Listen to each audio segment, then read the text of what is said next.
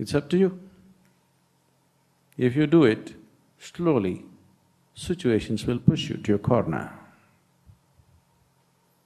In the larger societies, you can bullshit a little more, there's little more opportunity to get away with it.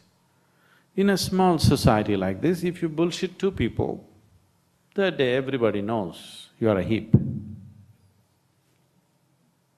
And they know where to put you. Because here, gossip is an effective means of communication. Everybody knows. This person did a little bit of nonsense here and there and there, everybody knows. In the larger society, you could bullshit them a little while longer, but there also, if you bullshit too much, they'll push you to the corner. Maybe that's how you got here.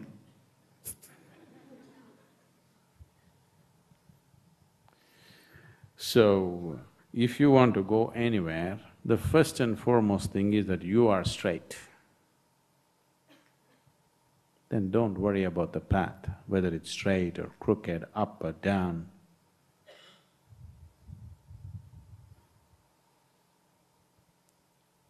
Those are all created just to make you feel little adventurous. Actually, there is no path. You stepped out, you projected your whole life out, which is very illusory. If you stop the projection, everything is inside. Even now, everything is inside. Please tell me, where do you see me? Not here. I am entering through the windows of your eyes and you are seeing me within you.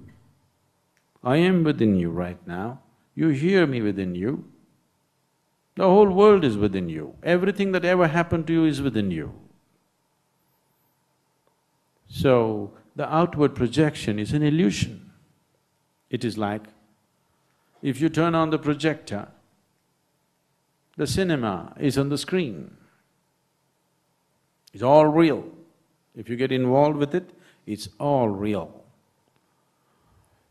In the cinema, people have fallen in love much more with the people that they saw two-dimensional on the cinema screen than the three-dimensional people who are around them, isn't it so? Isn't it so?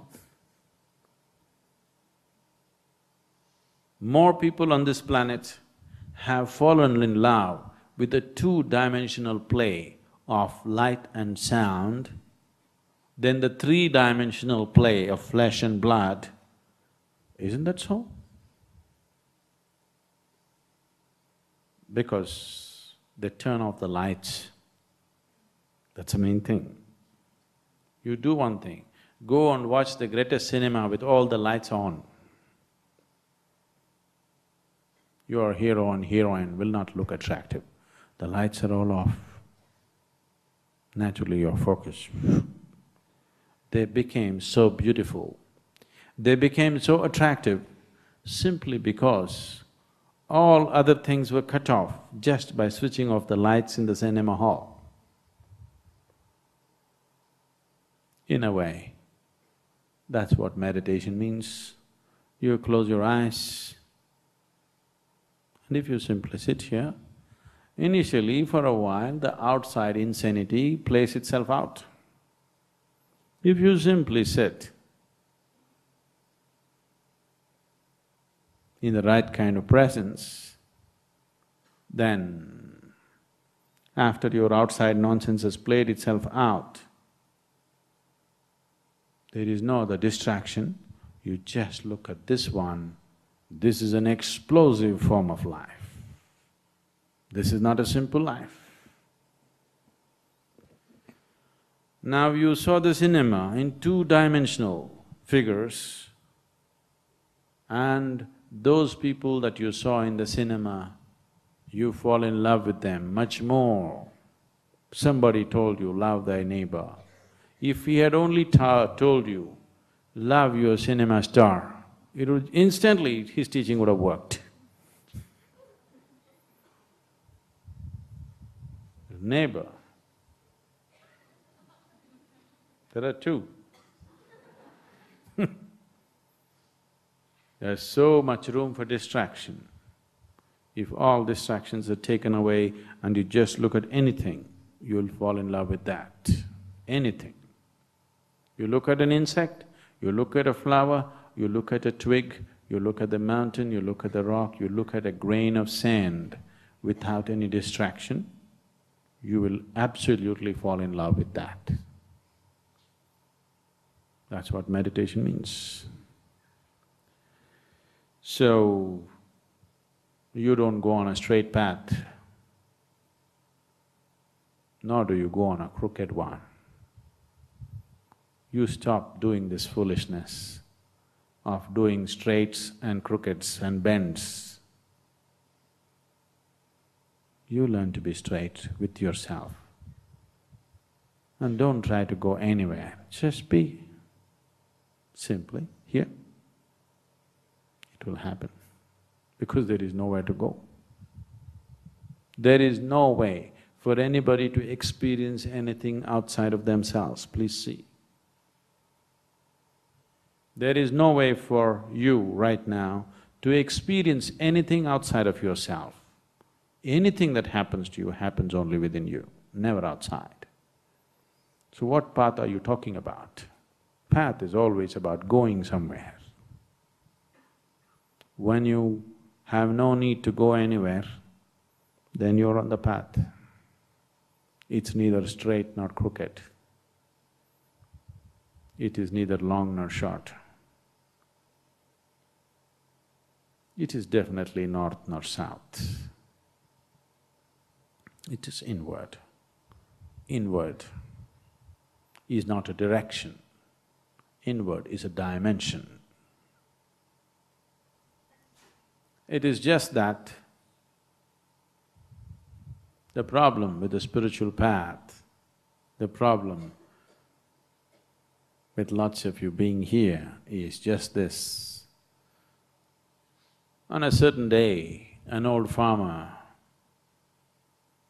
considered to be wise, was carrying a big bundle and approached a tunnel. He was just about to enter the tunnel, then he thought, it's all right, the tunnel is wide enough here, I can enter this, but that little hole that I see there, I'm sure I cannot get out of it. And he backed out.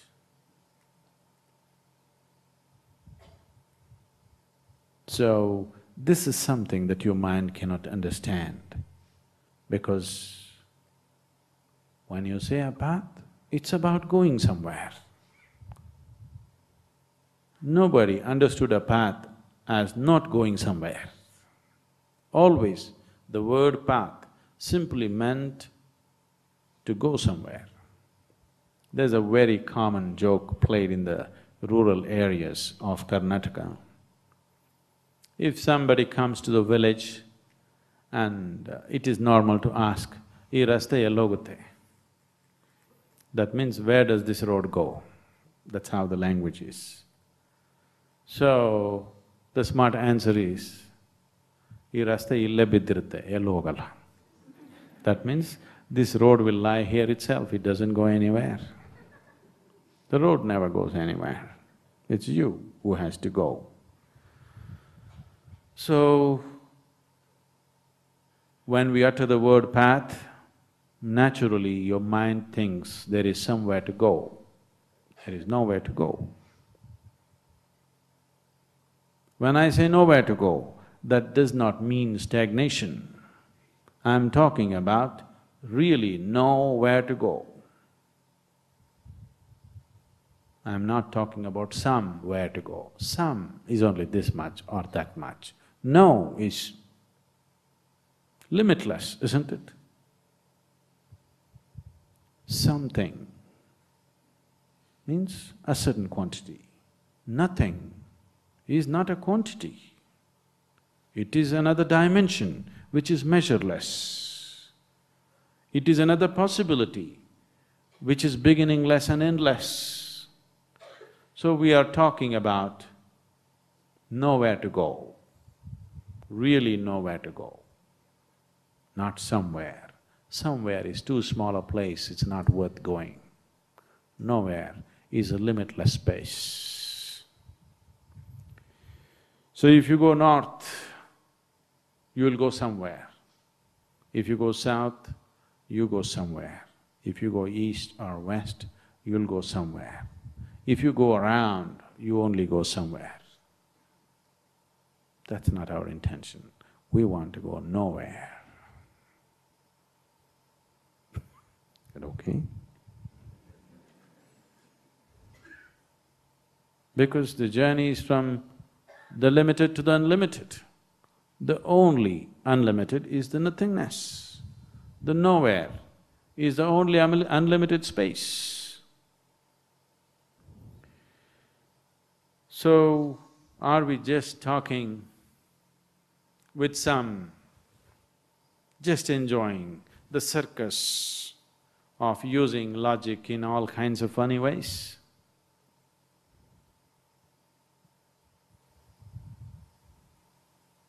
You ask the question because still your mind is in such a state that every day it thinks up a new way of avoiding it. It's innovative. You're all very innovative, aren't you? Every day you come up with a new reason why it cannot be done.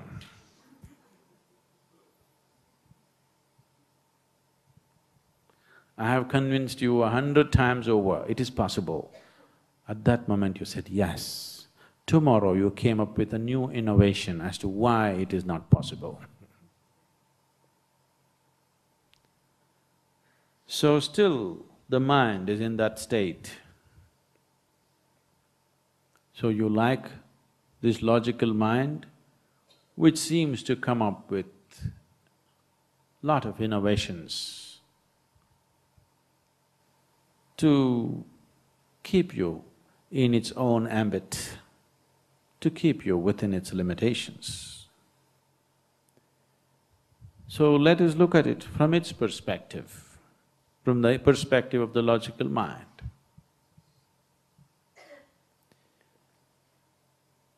Now we understand, the logical mind also understands, the intellect understands that we exist within certain limitations. You are existing within certain limitations.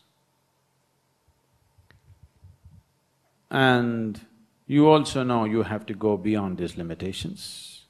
Many times you have crossed some limitations and immediately you found the next range of limitations. You cross these mountains, the next range is ready. You cross that, the next one is ready.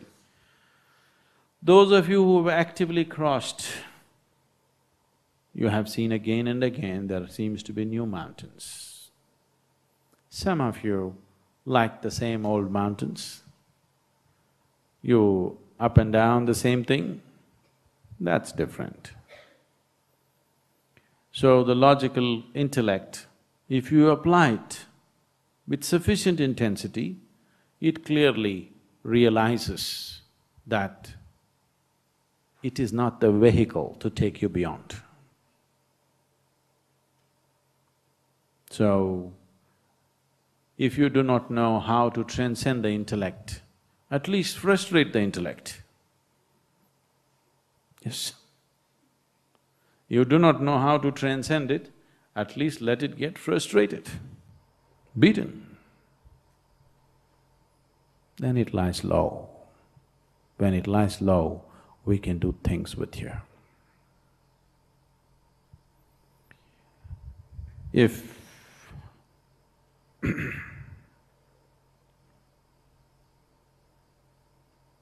if you really want to step inward, it is not that you have to kill the outward, because the outward is an illusion. There is enough scientific proof today to tell you the outward is an illusion, because everything is happening within you. If you see that everything is inward, there is nothing outward, then naturally you will close your eyes. Even if you have not been initiated into anything, if you just remain with your eyes closed for long enough, you will see, after some time, the activity of the mind will start dying down. Initially it gets hyped up because it wants you to open your eyes, because mind cannot survive without some extra information. Every day it needs some little extra new gossip, otherwise it cannot thrive.